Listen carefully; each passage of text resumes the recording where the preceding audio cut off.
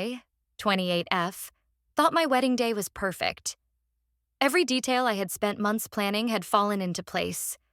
The flowers were fresh, the food was delicious, and the man I loved, Liam, 30M, was standing beside me, his eyes full of a future I was so excited to begin. We had just finished our first dance. My feet were already a little sore, but my heart was so full it felt like it could burst. My new husband squeezed my hand as we sat down at the head table, both of us beaming. The microphone was passed for toasts, a tradition I always loved. My maid of honor, Zoe, gave a beautiful speech that made me cry. Liam's best man told a funny story from their college days that made everyone laugh. Everything was exactly as it should be. It was a perfect memory in the making. Then, the microphone was handed to Liam's aunt, Carol. A knot formed in my stomach. Carol had never been my biggest fan. She had a way of giving compliments that felt like insults, and her smile never quite reached her eyes. Liam had assured me she was just a little prickly, but meant well. I had tried my best to win her over, inviting her to lunch, remembering her birthday, asking for her advice on trivial wedding details. Nothing seemed to work. She maintained a cool distance, always watching me with an unnerving level of scrutiny. I hoped she would keep her toast short and simple. I prayed she would just say something generic and pass the microphone to the next person. She tapped the microphone, the sound echoing through the quieted reception hall. "Hello, everyone," she began, her voice a little too loud, a little too sharp. She smiled, a wide, predatory grin that didn't match the happy occasion. "I'm Carol, Liam's aunt. I've known my wonderful nephew since the day he was born." She paused, letting her eyes sweep across the room before they landed directly on me. "He is such a good man, a kind man, a man who always does the right thing even when it's difficult." My unease grew. This was too much praise. It felt like a setup. "And our new bride, Clara," she said, her voice dripping with false sweetness. So lovely. So unsuspecting. A few people shifted uncomfortably in their seats. I felt Liam's hand tighten around mine under the table. He was leaning forward slightly, his smile gone, replaced by a look of confusion and concern. "What is she doing?" he whispered to me, his voice barely audible. I could only shake my head, my own smile feeling frozen and brittle on my face. I wanted to tell her to sit down, to stop talking, but I was glued to my chair, a helpless spectator at my own wedding. Carol took a deep breath, as if preparing for a grand announcement. She raised her champagne flute. "I think there is something everyone here should know.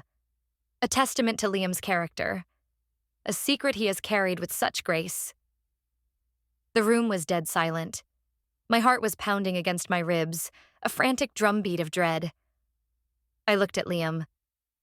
His face was pale. He had no idea what she was talking about. I could see the genuine shock in his eyes. Then she said the words that shattered the perfect day into a million tiny pieces. "The groom has a child no one knows about." The statement hung in the air, thick and poisonous. A collective gasp went through the room. My own breath caught in my throat. I stared at Carol, whose face was a mask of smug triumph. She looked like she had just won a great victory. My eyes darted to Liam. He looked like he had been struck. His mouth was slightly open, his eyes wide with disbelief. He just kept shaking his head, slowly at first, then more insistently. It felt like the world had tilted on its axis. Time seemed to slow down, every second stretching into an eternity of humiliation. The DJ, a young man who had been bobbing his head to the background music, must have sensed the catastrophic shift in the atmosphere. He reached over and the soft instrumental music that had been playing in the background abruptly cut out. The silence that followed was somehow louder and more terrible than the noise. Every eye in the room was on us. On me. On Liam. They were watching for our reaction, their faces a mixture of shock, pity, and morbid curiosity. I felt a hot flush of shame creep up my neck. My perfect day was now a public spectacle, a train wreck for everyone to witness. My first thought was a dizzying, panicked denial. It couldn't be true. Carol was lying. She had to be. She was a bitter, cruel woman who wanted to hurt me, and she had chosen the most effective way to do it. But then, a tiny, insidious worm of doubt began to squirm in my gut. What if it was true? What if Liam, the man I had just pledged my life to, had a secret child he had never told me about? The thought was so monstrous, so fundamentally at odds with the man I thought I knew, that my mind reeled. Liam finally found his voice. "That's not true," he said, his voice shaking with a mixture of anger and shock. He stood up, his chair scraping loudly against the floor. "Carol, what are you talking about? That is a lie." Carol just sipped her champagne, looking unconcerned. "Is it, Liam? Are you sure about that?" she asked, her tone goading him. "Think carefully." Liam's mother, Helen, rushed to the head table. She looked frantic, her face flushed. "Carol, stop it right now," she hissed, trying to pull the microphone from her sister's hand. "You've had too much to drink. You don't know what you're saying." "Oh, I know exactly what I'm saying," Carol replied, holding the microphone tightly. "And I am perfectly sober. I just believe in honesty, especially on a wedding day." My mind was a whirlwind of confusion and pain. I couldn't process what was happening. One moment, I was the happiest woman in the world. The next, my life was being torn apart in front of 200 guests. I looked around the room at the faces of our friends and family. My parents looked horrified. My father had half risen from his seat, his fists clenched. My mother had her hand over her mouth, her eyes filled with tears. Zoe, my maid of honor, was already on her feet, moving towards me with a look of fierce protectiveness. I needed to get out of there. I couldn't breathe. I felt like the walls were closing in.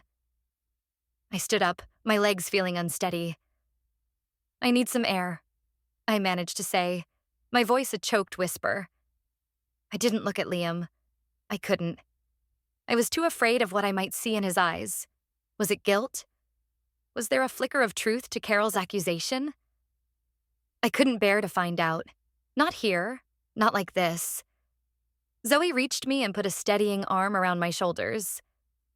"Come on," she said softly. "Let's go." She guided me away from the head table, away from the hundreds of staring eyes, away from the wreckage of my wedding reception. As we walked towards the exit, I could hear the chaos erupting behind me. Liam was yelling at his aunt. His mother was crying. Guests were murmuring, their whispers sounding like the buzzing of angry bees. The perfect day was over, and I had a terrifying feeling that my marriage might be over before it had even truly begun. Zoe led me to the bridal suite, a room that had been a place of happy anticipation just hours before. Now it felt like a cage. I sank onto the edge of the bed, the beautiful white dress I had chosen with such care now feeling like a costume. The reality of the situation began to crash down on me. Aunt Carol's words echoed in my head. "The groom has a child no one knows about." "Clara, breathe," Zoe said, kneeling in front of me. She took my hands in hers. They were ice cold. "Just breathe. We'll figure this out." "How, Zoe?" I asked, my voice breaking. "How do we figure this out?" She said it in front of everyone. My parents, my friends, his whole family. The humiliation was a physical weight, pressing down on my chest. "She's a monster," Zoe said, her voice filled with fury. "She did this on purpose to ruin your day." "But what if it's true?" I whispered. The question I was too afraid to ask Liam. What if he really has a child? He would have lied to me. For our entire relationship, he would have been lying to me. "Okay, let's not jump to that yet," Zoe said calmly, though I could see the worry in her eyes. "Liam looked just as shocked as you did. He was blindsided." "Or he's a very good actor," I countered, the doubt coiling like a snake in my stomach. The man I loved was suddenly a stranger. Every memory I had of him was now tainted with this new, awful possibility. Had he been hiding this all along? Was our entire relationship built on a lie? There was a knock on the door. "Clara, it's me. It's Liam. Please let me in." His voice was strained, desperate. I looked at Zoe, my eyes wide with panic. I wasn't ready to face him. I wasn't ready for the conversation we needed to have. What if he confessed? What if he confirmed my worst fear? "You have to talk to him," Zoe said gently. "You can't run from this." I took a shaky breath. She was right. I stood up and walked to the door, my heart hammering against my ribs. I opened it just a crack. Liam was standing there. His tie loosened, his hair disheveled. The joy was gone from his face, replaced by a deep, aching pain that mirrored my own. "Clara," he said, his voice thick with emotion. "Can I come in?" I opened the door wider and stepped back, letting him enter the room. Zoe gave my arm a supportive squeeze. "I'll be right outside," she mouthed, before quietly slipping out and closing the door behind her. We stood in silence for a long moment, the space between us feeling like a vast, unbridgeable chasm. The man I had married just hours ago felt like a complete stranger. His face, usually so open and familiar, was now a mask of desperation that I couldn't quite read. Was it the desperation of an innocent man wrongly accused, or the desperation of a guilty man caught in a lie? I didn't know, and the uncertainty was tearing me apart. "I'm so sorry, Clara," he finally said, his voice cracking. "I am so sorry for what she did, for what she put you through." "Is it true, Liam?" I asked, my voice flat and devoid of emotion. I couldn't afford to fall apart. I needed the truth, no matter how much it hurt. "Just tell me. Is it true?" "No," he said immediately, taking a step towards me. "No, of course not. I don't have a child. I would never, ever hide something like that from you. You have to believe me." He reached for my hands, but I pulled away. I couldn't bear his touch right now. Not when I was so unsure. "Then why would she say that?" I demanded, my voice rising. "Why would she stand up at our wedding and tell such a horrible lie? There has to be a reason. People don't just make things like that up out of thin air." "I don't know," he said, running a hand through his hair in frustration. She's always been difficult. She's never liked anyone I've dated. She thinks no one is good enough. But this is insane. I've never seen her do anything like this before." His denial was firm. His shock seemed genuine. A small part of me, the part that loved him unconditionally, wanted to believe him without question. But the wound was too fresh, the public humiliation too raw. Carol's smug confidence was seared into my memory. She had looked so certain. "Liam, I need more than I don't know," I said, my voice trembling. She said it with such certainty. She challenged you. She said, "Are you sure about that?" As if she had proof. He flinched, remembering the moment. "I know, I'm trying to think. I'm trying to rack my brain for anything she could possibly twist into this." He started pacing the room, his movements agitated. "There's nothing. No old girlfriend with a baby, no one-night stand, nothing. My life is an open book to you. You know that." And I thought I did. We had shared everything. We had talked about our pasts, our fears, our dreams. The idea that he could have a whole child, a whole separate life hidden from me seemed impossible.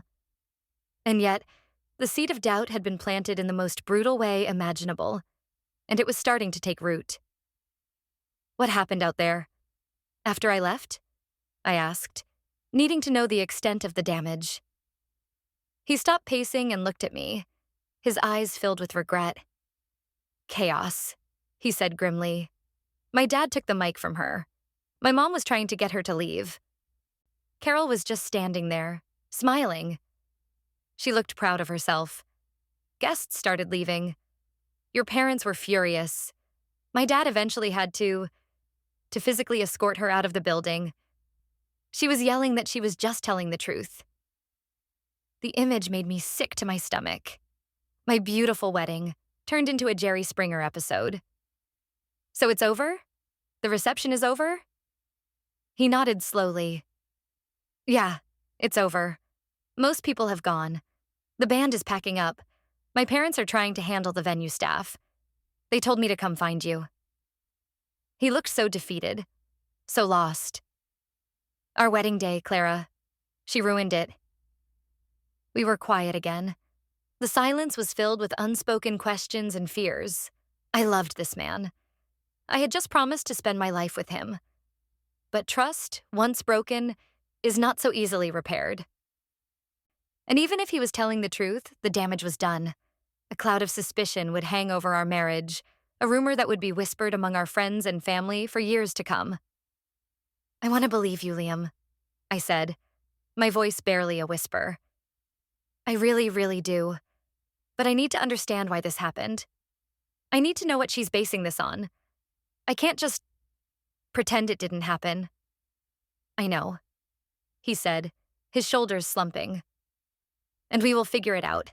I swear to you, we will get to the bottom of this. I will make her tell me what she was talking about. I will make her apologize to you.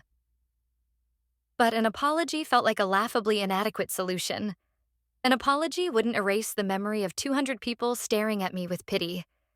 An apology wouldn't undo the doubt that now existed between me and my husband. I think I need to be alone for a little while, I said, wrapping my arms around myself. I just need some time to think. He looked heartbroken, but he nodded. Okay, he said softly. I'll be in the lobby. I'll wait for you. Take all the time you need. He hesitated at the door, his hand on the knob. Clara, I love you. Nothing she said changes that. He left, and I was alone again in the silent room. I walked over to the mirror and stared at my reflection. A bride in a white dress with tear tracks on her cheeks and a look of hollowed-out shock in her eyes. This wasn't how my wedding night was supposed to be. We were supposed to be on a plane to Hawaii tomorrow, starting our honeymoon, our new life. Instead, we were trapped in a nightmare created by his aunt. My anger began to bubble up. Pushing past the shock and the hurt. How dare she? How dare she do this to us? Whether it was a lie or a twisted truth, her intention was clear: to destroy my happiness. She wanted to break us up. She wanted to humiliate me. And she had succeeded, at least in the short term. A fierce resolve started to form in my chest. I was not going to let her win. I was not going to let Carol's poison destroy my marriage before it even had a chance to start. Liam said he would figure it out, but I knew I couldn't just be a passive bystander. I had to fight back. I needed answers, and I was going to get them. I wiped my tears with the back of my hand, my expression hardening. The party was over, but this was far from finished. This was war. After a few minutes, Zoe knocked and came back in. She had a bottle of water in her hand. Here, she said, handing it to me. How are you doing? What did he say? I took a long drink, the cool water doing little to soothe the fire in my gut. He swears it's not true, I told her. He says he has no idea what she's talking about. And do you believe him? Zoe asked, her eyes searching mine. I want to, I said honestly. He seemed genuinely devastated and confused. But Zoe, she was so sure of herself. It was chilling. I sank back onto the bed. She's always hated me. I always felt like she was waiting for me to fail, to prove I wasn't good enough for Liam. And now she's created this ultimate failure. This isn't your failure, Clara. This is her being a vile human being. Zoe said fiercely. So what's the plan? Are you two going to talk to her? Liam said he would, I replied. But I don't trust him to handle it alone. His family has a history of sweeping things under the rug to keep the peace. His mom was already making excuses for Carol, saying she was drunk. She wasn't drunk, Zoe scoffed. She was surgically precise. That was a targeted strike. I know. I stood up and started pacing, just as Liam had done. The adrenaline was starting to kick in, my mind racing. I can't just wait for an apology. I need proof. I need to know exactly what she's talking about so I can dismantle it, piece by piece. I need to discredit her so completely that no one will ever listen to a word she says again. Zoe's lips curved into a small, approving smile. "There's the Clara I know," she said. "The shock is wearing off and the fighter is coming out." "Good. So where do we start?" The "we" made my heart swell with gratitude. "First thing tomorrow, we're putting the honeymoon on hold," I said, my voice gaining strength. "I'm not going to Hawaii with this hanging over my head. Liam and I are going to confront his mother. She enables Carol. She knows something, or at least she knows how to get Carol to talk. We're not going to let her play peacemaker this time." "Good," Zoe agreed. "Pressure the weak link. What about Carol herself?" "I don't want to talk to her yet," I decided. "Not until I have more information. Going in blind will just let her control the conversation. She'll twist my words. She'll play the victim. I need leverage first." The word hung in the air. Leverage. That's what this was about now. It wasn't about feelings anymore. It was about power. Carol had seized all the power, and I needed to take it back. I spent the rest of the night in that room. Liam eventually came back, and we sat in near silence, the unspoken tension a third person in the room. We didn't sleep in the same bed. I couldn't bring myself to be that close to him while the shadow of this secret, real or imagined, lay between us. He took the couch, looking miserable and exhausted. I lay in the big, empty bed, staring at the ceiling, my mind working, planning, fueling my anger to keep the despair at bay. The honeymoon was canceled. My marriage was in crisis. But my war against Aunt Carol had just begun. The next morning was grim. The bright, sunny day outside felt like a mockery. Liam and I checked out of the hotel in a fog of exhaustion and misery. The cheerful congratulations from the front desk staff felt like a slap in the face. We drove back to our new apartment, the one we had been so excited to start our married life in almost complete silence. The car was still decorated with "Just Married" written on the back window, a cruel reminder of what the weekend was supposed to have been. As soon as we walked in the door, I turned to him. "Call your mother," I said, my voice firm. "Put her on speakerphone. We need to talk to her now." Liam looked tired, but he nodded in agreement. He knew this was not something we could postpone. He pulled out his phone and dialed. After a few rings, Helen answered, her voice wary. "Liam, how are you? How is Clara?" "We're not okay, Mom," Liam said, his voice tight. "We're home. Clara is here with me. We need to talk about what happened yesterday." "Oh, Liam," she sighed, a sound I was beginning to despise. It was the sound of someone preparing to make excuses. "It was just awful. Your aunt, I don't know what got into her. I am so, so sorry. Please tell Clara how sorry I am." "An apology isn't enough," I cut in, my voice sharper than I intended. "Helen, we need to know why she did it. What was she talking about?" There was a pause on the other end of the line. "Clara, dear," she began, her tone condescendingly gentle. "Carol just says things sometimes. She gets these ideas in her head. She was probably just trying to be dramatic. The best thing we can all do is just forget about it and move on. For your sake and for Liam's." "Forget about it?" I asked, incredulous. "She accused my husband of having a secret child in front of 200 people at our wedding. How do you suggest we just forget about it?" "The rumor is already out there, Helen. My own mother called me this morning in tears. This isn't something that can be swept under the rug." I understand you're upset," Helen stammered, clearly not used to being challenged. "But stirring things up with Carol will only make it worse. She'll dig her heels in. You know how she is." "No, I don't know how she is," I said, my patience gone. "You all seem to know how she is, and you let her get away with it. That ends now. We are not moving on. We are not forgetting. We need the truth. And we believe you can help us get it. You're her sister. You need to talk to her." "What do you want me to do?" she asked, her voice defensive. We want you to find out what proof she thinks she has, Liam said, his voice firm, backing me up. Find out where this story came from. And we want you to tell her that she is going to issue a public retraction and an apology to Clara. Not just to me, to Clara. Oh, Liam, she'll never do that, Helen said, her voice full of resignation. That's not who she is. Then she is going to have a very big problem with me, Liam stated coldly. And with you, Mom. If you're not going to help us fix the mess your sister made, then you're a part of the problem. You need to decide whose side you're on, your son's or your sister's. The ultimatum hung in the air. It was a harsh move, but a necessary one.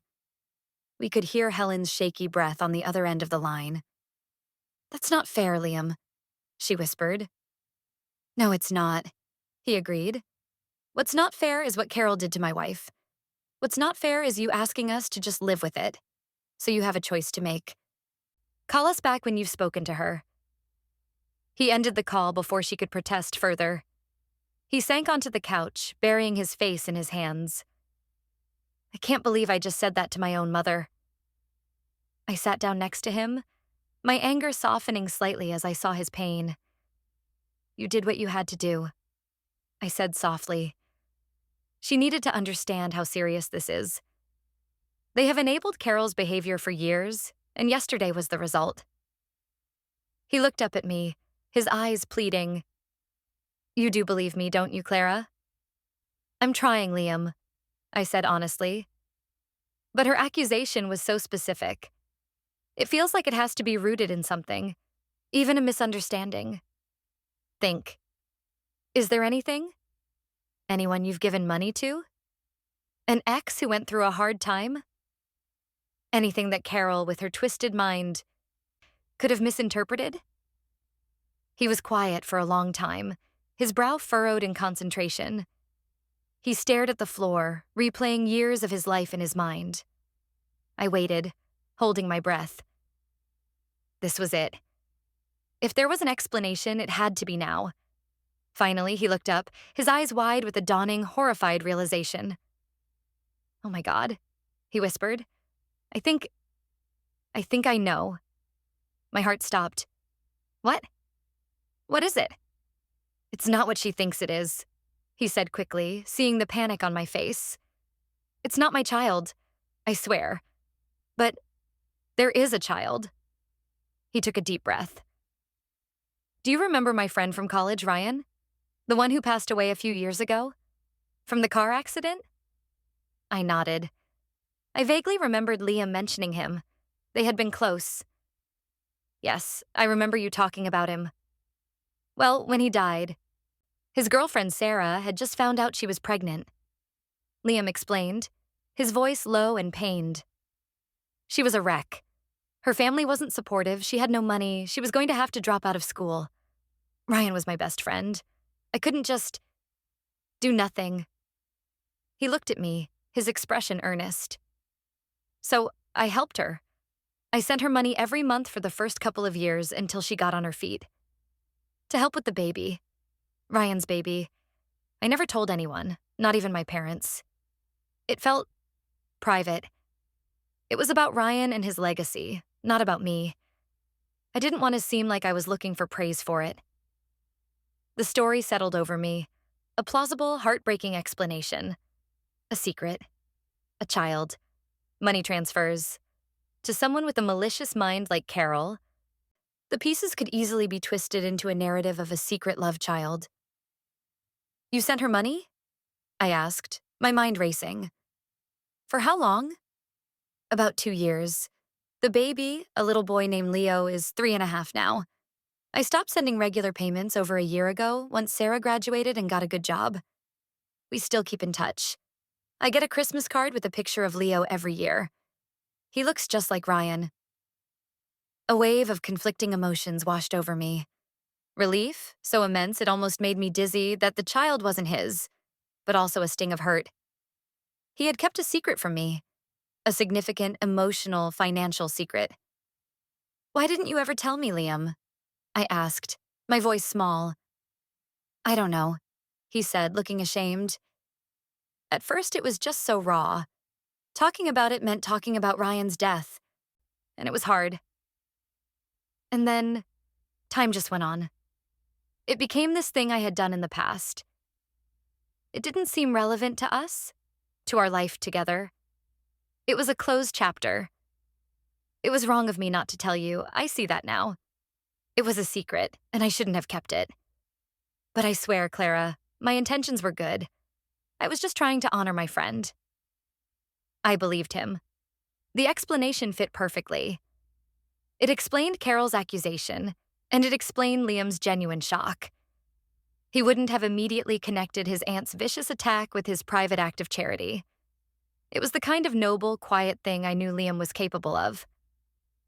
So Carol must have found out about the money, I said, thinking out loud. She must have seen a bank statement or an email, something. And she built this whole story around it. She must have, he agreed, his expression hardening into anger. She took something I did for my dead best friend and twisted it into a weapon to destroy our marriage. The sheer cruelty of it was breathtaking. It was worse than just a lie. It was a desecration of a beautiful gesture. Okay, I said, my resolve returning, stronger than ever. Now we have it. Now we know what we're dealing with. I looked at him, my eyes clear for the first time since the reception. We need to talk to this woman, Sarah. We need her to confirm this story. We need her on our side. You're right, Liam said, already pulling out his phone. I have her number.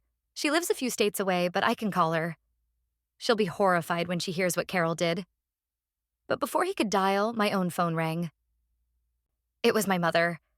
I braced myself and answered. Hi, Mom. Clara, honey, are you okay? She asked, her voice fraught with worry. I just got off the phone with your cousin Susan. She said she got a call from a woman named Carol, Liam's aunt. She was telling Susan that Liam has a secret child and that you're in denial about it, trying to cover it up. Clara, this woman is actively spreading this rumor to our side of the family. My blood ran cold. She's calling my family? Yes, my mother confirmed, her voice shaking with anger. She is systematically trying to poison everyone against Liam and make you look like a fool. You need to do something. This is not just going away. I felt a surge of pure rage. This was no longer just about ruining our wedding. This was a campaign. Carol was on a mission to isolate me, to turn my own support system against me, to leave me with no one to trust but her and her poisonous narrative. Don't worry, Mom, I said, my voice dangerously calm. I am doing something. We know what the truth is now. And we are going to end this. Tell anyone who calls that Carol is a liar and that they will be hearing the real story very soon. I hung up the phone and looked at Liam. His face was a thundercloud. She's calling my family, I told him. She's doubling down. She's not just going to stop. Then we won't either, he said, his jaw tight. He found Sarah's contact in his phone. Let's call her now. Let's get our proof. He pressed the call button. The phone rang once, twice. My heart pounded in my chest. Everything depended on this. If Sarah, for some reason, wouldn't cooperate, we were back to our word against Carol's. The phone went to voicemail. Hi, you've reached Sarah. I can't get to the phone right now, but please leave a message and I'll call you back. Liam left a message, his voice strained. Sarah, it's Liam Miller. Listen, something terrible has happened and I really, really need to talk to you. It's urgent. It's about the help I gave you for Leo. Please call me back as soon as you get this. He hung up, looking discouraged. Now we wait. Waiting felt impossible. Every minute that passed was another minute for Carol to spread her lies, to cement her story in the minds of our family and friends. While we waited for Sarah to call back, Liam's phone buzzed. It was a text from his mother. She won't talk to me. The text read. She said it's the truth and she won't be silenced. She's furious that I even asked. She said Clara has turned you against the family. I don't know what to do. I'm so sorry. Useless. I muttered, reading the message over his shoulder. She's completely useless. She folded the second Carol pushed back. I know, Liam said, his disappointment palpable. I shouldn't have expected anything different. She's always been terrified of Carol. The feeling of being trapped was starting to creep back in. Our one piece of direct evidence, Sarah's testimony, was out of reach for the moment. Our one potential family ally, Helen, had proven to be a broken reed. Carol was on the offensive, and we were stuck waiting by the phone. This isn't working, I said, standing up. We can't just sit here and wait for people to call us back while she's out there burning our life to the ground. We need to be more proactive. What do you suggest? Liam asked, looking up at me, his face a mask of exhaustion. I don't know, I admitted. But we need another angle. There has to be someone else in your family who isn't afraid of her. Someone who might know something. Liam thought for a moment. Most of them toe the line, he said. My dad tries to stay out of it. My other aunts and uncles live far away and don't get involved in the drama. He paused. There is one person, maybe. My cousin, David. He's my dad's brother's son. He's always thought Carol was a piece of work. They had a falling out a few years ago. I don't know the details, but they don't speak. A flicker of hope ignited in me. An enemy of my enemy. Call him, I said. Now. He might not know anything about this specific situation, but he might know something about Carol. Her weaknesses, her secrets, anything we can use. Liam found David's number and dialed. This time, someone picked up. Hello? David? It's your cousin, Liam, he said. Liam, hey man. Congratulations. David's voice was cheerful, oblivious. I was so sorry to miss the wedding. We had that stomach bug go through the house. Heard it was a beautiful ceremony, though. Liam's face tightened. The ceremony was, he said grimly. The reception, not so much. Listen, the reason I'm calling, did you happen to hear anything about what happened? About what Aunt Carol did? There was a beat of silence. Oh, David said, his tone changing completely. Yeah, my dad called me this morning. He told me, man, I am so sorry.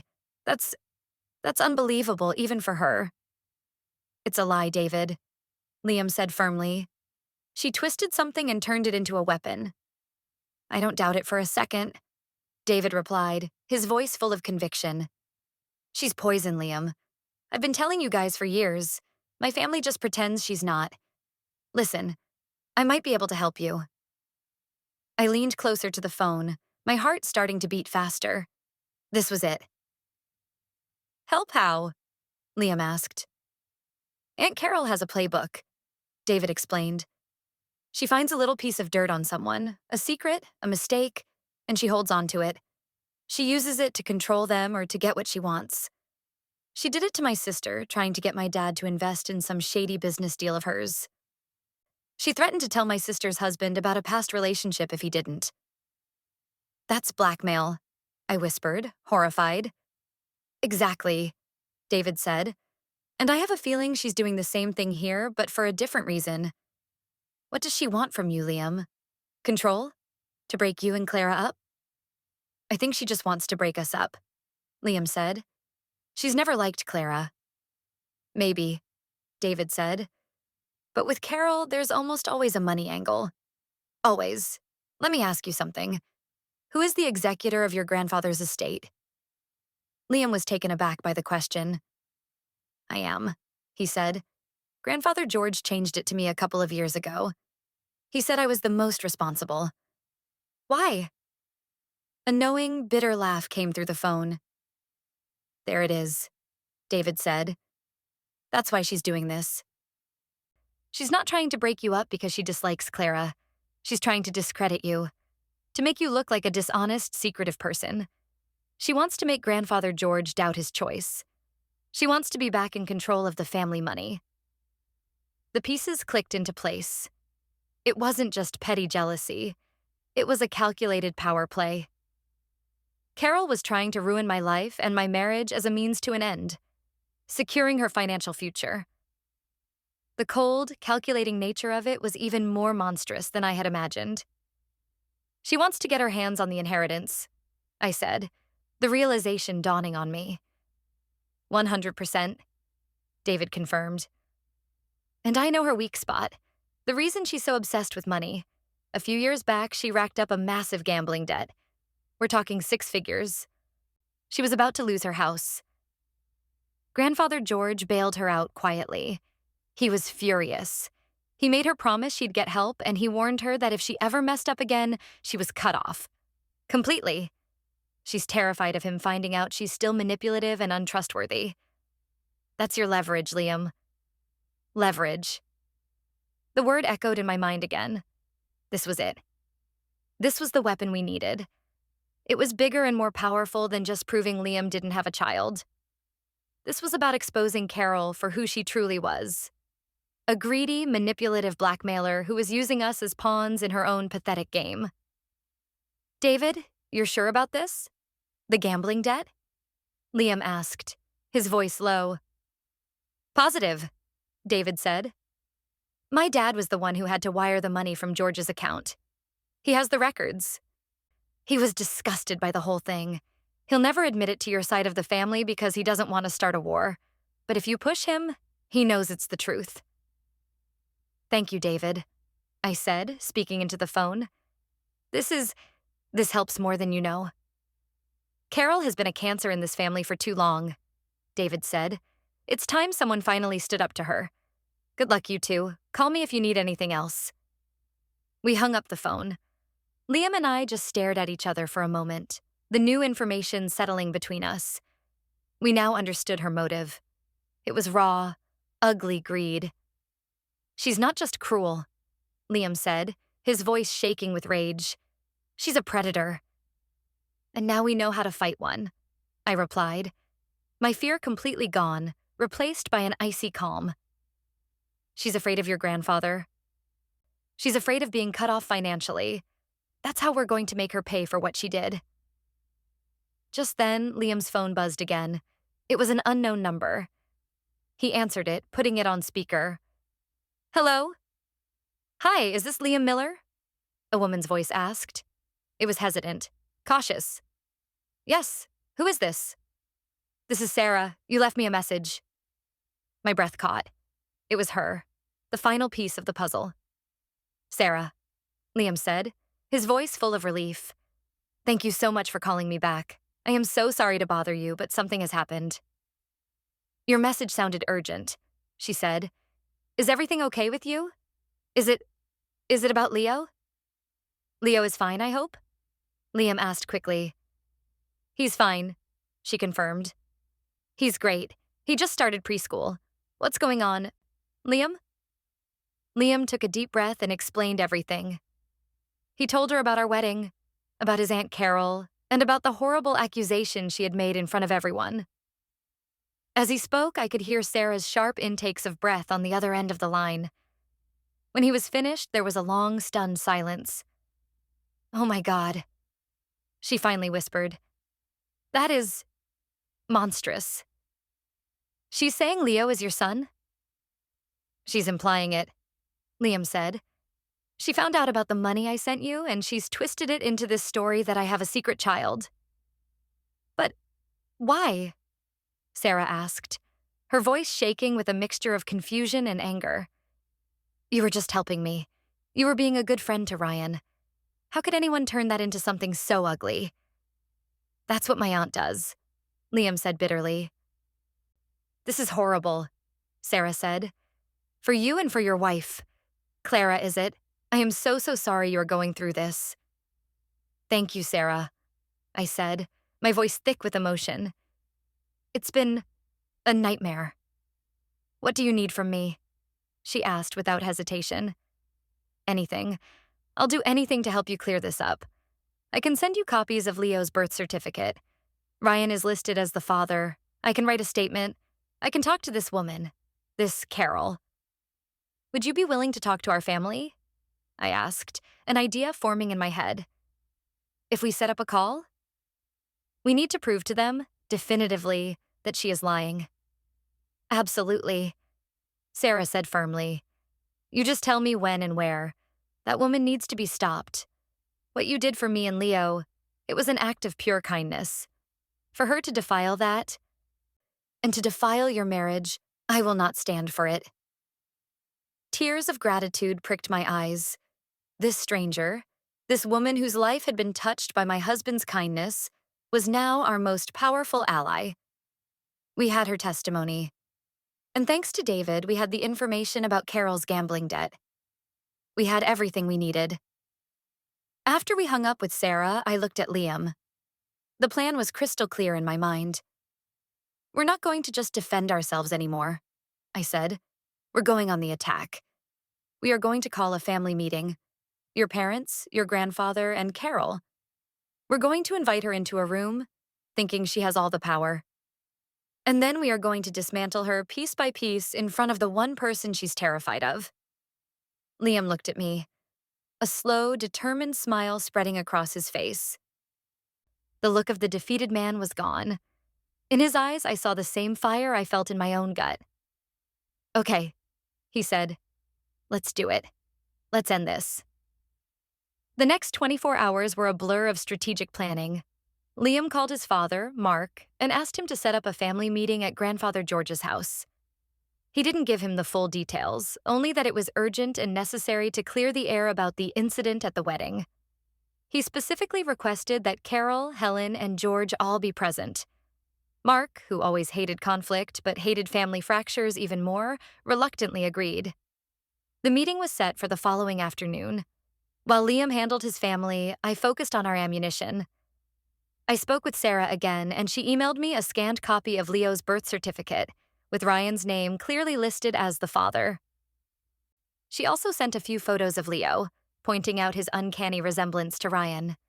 She reiterated her willingness to join a call at a moment's notice. I saved the files to my phone, my digital arsenal. Then I called Zoe and updated her on everything: the truth about Sarah and Leo, Carol's financial motive, and the impending family showdown. Oh, this is better than I could have imagined, Zoe said, her voice alight with vengeful glee. You're not just going to prove her wrong. You're going to expose her entire pathetic, greedy life. This is poetic justice. I just want it to be over, I admitted. But I want it to be over on my terms. I want her to feel a fraction of the humiliation she put me through. She's going to feel a lot more than a fraction, Zoe predicted. She's going to be radioactive by the time you're done with her. Do you want me to come with you? For moral support? I can wait in the car with a getaway bag. I laughed, the first genuine laugh I'd had in days. Thanks, Zoe, but this is something Liam and I have to do together. It's the first real test of our marriage. We have to face his family as a united front. You guys are solid, she said confidently. This whole nightmare, it's terrible, but it's going to make you two invincible. Go get her, Clara. Hanging up, I felt a new sense of partnership with Liam. The suspicion and distance that had been between us since the reception had evaporated. We were a team now, united against a common enemy. We spent the evening preparing, going over our plan. We decided Liam would start by calmly explaining the truth about Sarah and Leo. We would give Carol a chance to back down, to admit she was mistaken. We knew she wouldn't. Her ego was too big. When she inevitably doubled down on her lies, that's when I would step in. I would bring up the gambling debt. We would use David's information as our trump card, cornering her and forcing her to choose between confessing her lies about us or having her own financial sins exposed to the family patriarch. The drive to Grandfather George's house the next day was tense. It was a large, old house on a quiet, tree-lined street, a place that had always felt imposing to me. Today, it felt like a courthouse. We were walking in to stand trial, but we were also the prosecution. We walked up the stone path and Liam rang the bell. His father, Mark, opened the door. He looked stressed, his face etched with worry. Liam, Clara, he said quietly.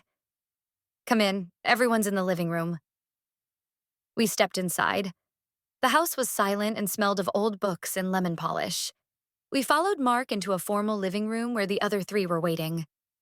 Grandfather George, a formidable man in his late 80s with sharp, intelligent eyes, sat in a large armchair. Helen, Liam's mother, sat on the edge of a sofa, twisting a handkerchief in her hands. And there, in another armchair opposite George, sat Carol. She looked imperious and smug, a faint smirk playing on her lips. She thought this meeting was for us to beg for forgiveness, to capitulate. She had no idea what was coming. Liam, Clara, George said, his voice a low rumble. He didn't smile. He just nodded at the empty sofa next to Helen. Sit down. Your father tells me you wanted to talk. We sat. The tension in the room was so thick I could feel it in my throat. Carol was watching us, her eyes glinting with malice. She was enjoying this. We did, Liam said, his voice calm and steady. I was proud of him. He wasn't showing any of the anger or hurt he felt. He was all business. We're here to address the lie you told at our wedding, Carol. Carol let out a short, sharp laugh. Lie? Oh, Liam, don't be so dramatic. I was simply bringing a family secret into the light. It's better to have these things out in the open, don't you think? There is no secret, Liam said, his voice dangerously level. You took a private, painful situation and you twisted it into something ugly to hurt my wife. Did I? Carol said, raising an eyebrow. She looked at George. He's been sending money to a woman for years, a woman who has a child. He kept it a secret from everyone, including his new bride. What would you call that if not a secret child? This was our moment. I saw Liam tense up, ready to launch into the story of Ryan. But I put a hand on his arm, a silent signal to stick to the plan. Let her dig her own grave a little deeper. So you have proof? I asked, speaking for the first time. My voice was quiet, but it cut through the tension. You have proof that this child is Liam's? Carol seemed taken aback that I was challenging her directly. The proof is in the secrecy, she shot back. Why would he hide it if he was innocent? Why send secret payments for years? It's obvious what was going on. It is obvious, I agreed, letting the statement hang in the air. Carol's smirk widened. She thought I was conceding. Helen looked down at her hands, miserable.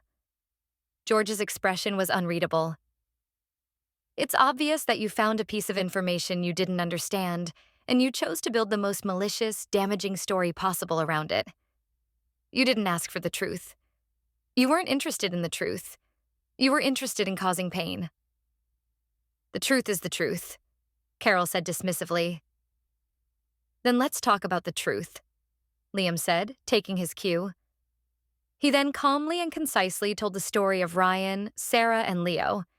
He explained his friendship with Ryan, the tragedy of his death, and his promise to help his friend's pregnant girlfriend. He spoke with dignity and a quiet sadness that was impossible to fake. The money I sent was not for a secret love child. It was to help the widow and son of my dead best friend. It was an act of honor, not infidelity. The room was silent as he finished. Helen was openly crying now, dabbing at her eyes with her handkerchief.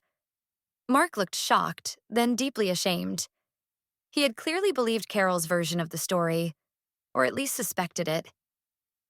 Grandfather George's eyes were fixed on Liam, and for the first time I saw a flicker of warmth, of pride in them. Only Carol looked unmoved. In fact, she looked angry that her narrative was being dismantled. A likely story, she scoffed, though her voice lacked its earlier confidence. A convenient, noble-sounding excuse. How do we know you're not just making this up now to cover your tracks? Because I have the proof, I said calmly. I took out my phone. This is a copy of the child's birth certificate. The boy's name is Leo. The mother's name is Sarah. And the father's name is listed as Ryan Davies. I angled the phone so George could see it. He leaned forward, squinting at the screen. And if that's not enough, I continued, Sarah, the boy's mother, has agreed to speak with you all. Right now. Before Carol could protest, I had my phone dialing Sarah's number. I put it on speaker. Hello? Sarah's voice came through, clear and strong. "Sarah, it's Clara, Liam's wife," I said. "I have you on speakerphone with Liam's family. His grandfather, George, his parents, and his Aunt Carol are here." "Hello, everyone," Sarah said, her voice polite but firm. "Liam told me what's been happening, and I want to be perfectly clear. Liam is one of the kindest people I have ever met. When my partner Ryan passed away, I was pregnant and alone. Liam stepped up, not because he had to, but because he was Ryan's friend. He helped me provide for my son, Leo, Ryan's son. Any suggestion that Liam is Leo's father is a disgusting and hurtful lie. It's an insult to Ryan's memory, and it's an insult to a good man's character." The authority in Sarah's voice was undeniable. Her testimony was a death blow to Carol's story. The air went out of Carol's sails completely. She slumped back in her chair, her face pale, her smugness replaced by a cornered, panicked look. She was exposed. The lie was broken. Helen was sobbing quietly. Mark wouldn't look at anyone. Grandfather George leaned back in his chair, his gaze shifting from the phone to Carol. His expression was stony. "Thank you, Sarah," I said. "That's all we needed. You have no idea how much we appreciate this." "Of course," she said. "I'm just sorry it came to this. Good luck." I ended the call. The silence that followed was heavy with judgment. All eyes were on Carol. She had been so confident, so righteous. Now she was just a liar, exposed in front of her entire family. "Well, Carol?" George finally said, his voice dangerously quiet. "It seems you were mistaken. It seems you owe Liam and his wife a profound apology." Carol stared at him, her mouth opening and closing like a fish. She was trapped, but her pride was a powerful thing. I could see the wheels turning in her head, trying to find a way out, a way to spin this. I was only going on the information I had," she stammered, trying to play the victim. "It was a secret. It looked suspicious. I was concerned for Liam, for the family." "No," I said, my voice like ice. I wasn't going to let her rewrite history. "You were not concerned. You were malicious. And this wasn't just about a misunderstanding. This was about money, wasn't it, Carol?" Carol's head snapped toward me, her eyes wide with genuine fear. This she had not expected. I don't know what you're talking about." "I think you do," I continued, pressing my advantage. "This was never about a secret child. This was about discrediting Liam, making him look untrustworthy in front of his grandfather. Because you're angry that he, and not you, was named the executor of the estate." George's head tilted. He was listening intently now. Helen looked from me to Carol, her expression one of dawning horror.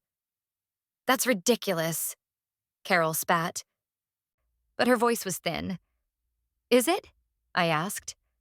"Is it as ridiculous as a woman with a six-figure gambling debt trying to manipulate her way back into controlling the family finances?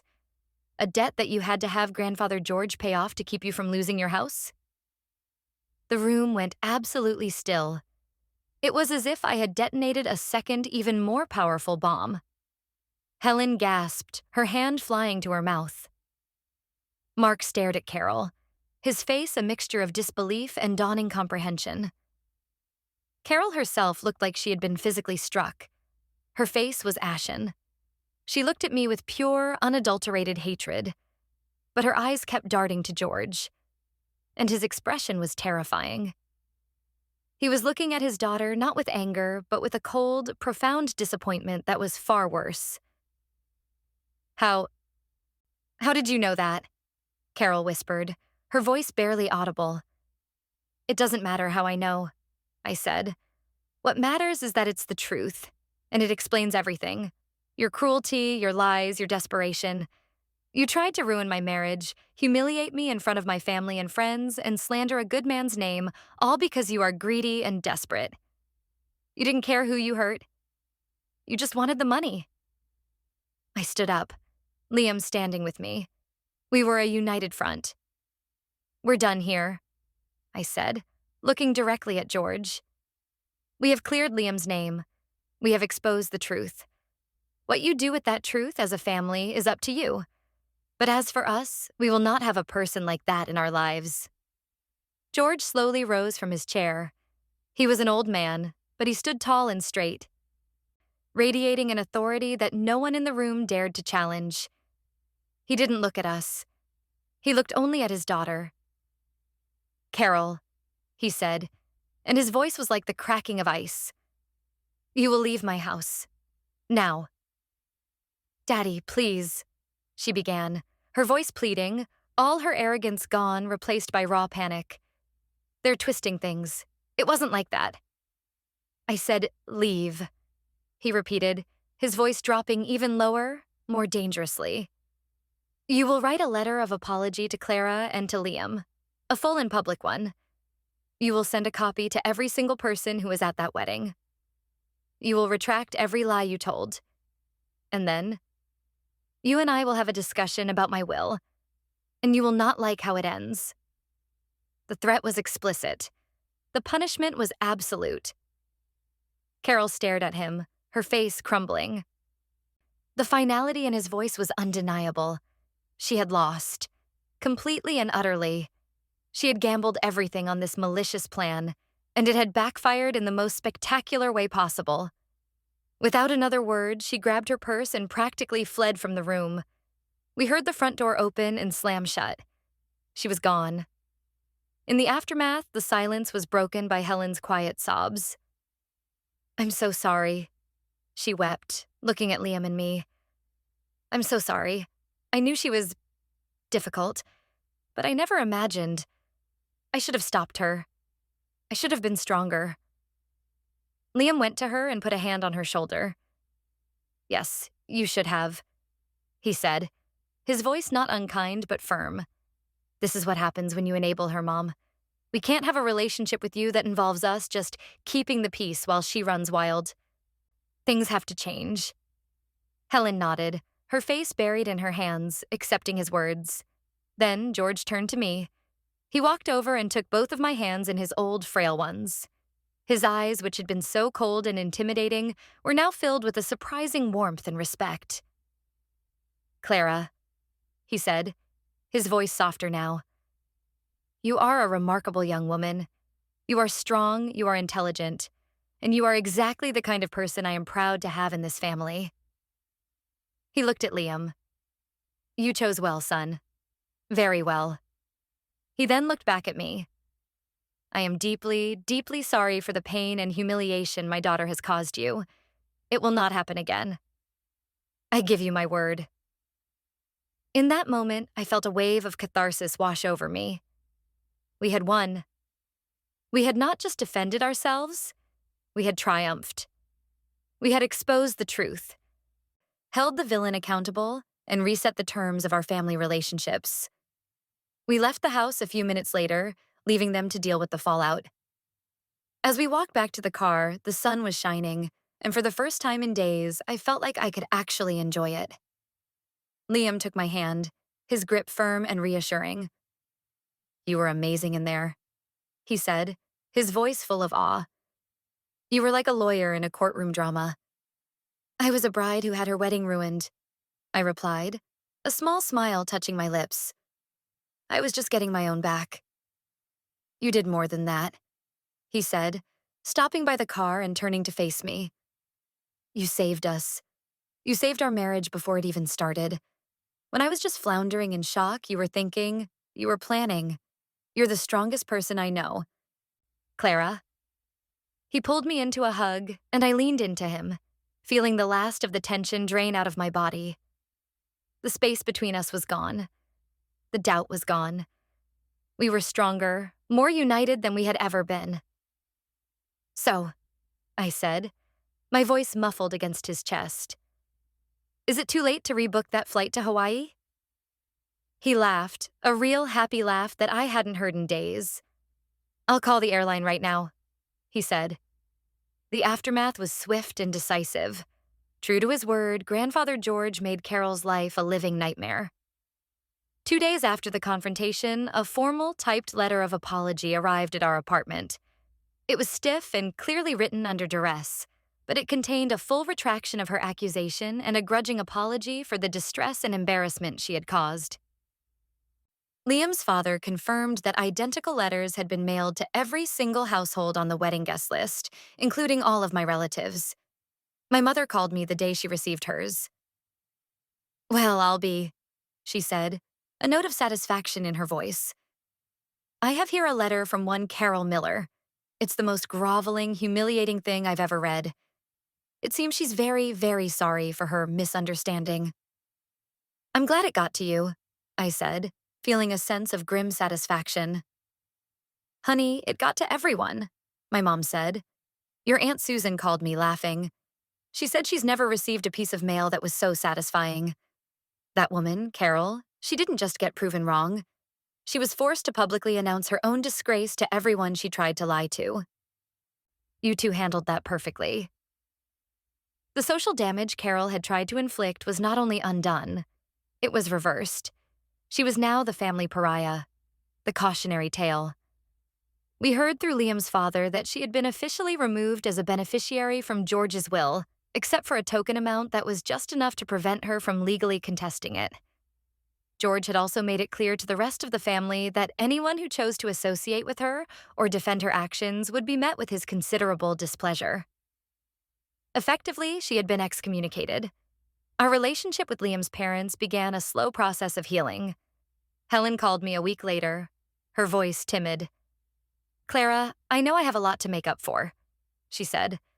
"I've let my fear of Carol dictate my actions for years, and I let it hurt you and my son. I was a coward. I would like it if you're willing to start over. I want to build a real relationship with you, one based on respect." It was the first time she had ever truly acknowledged her role as an enabler. It was a start. "I'd like that too, Helen," I said, "but it will take time." We agreed to have dinner, just the two of us, when we got back from our honeymoon. It was a small step, but it was a step in the right direction. Liam and I did go to Hawaii. It was everything we had dreamed of.